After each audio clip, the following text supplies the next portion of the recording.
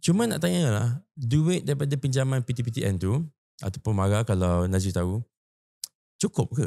Actually kalau tanya saya cukup. Dia taklah menjadikan you mewah. Tetapi cukup. Kenapa jadi tak cukup? Sebab you beli handphone. You beli barang-barang yang tak sepatutnya. handphone. Kenapa tak sebut PS5 tu? Kan? You beli barang yang tak sepatutnya. Itu yang ganggu you punya cash flow. Cukup. Tapi kalau lah you ada nak jumpa seorang anak buah you lah, tak kisahlah anak buah betul ke ataupun anak buah angkat ke, dia nak minta nasihat. Macam mana nak jaga duit tu betul-betul?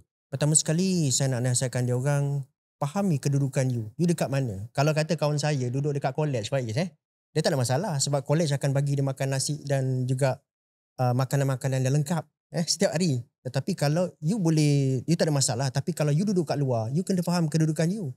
You kena bayar perbelanjaan you sendiri dan you kena rancang. I mean the most important thing is you rancang.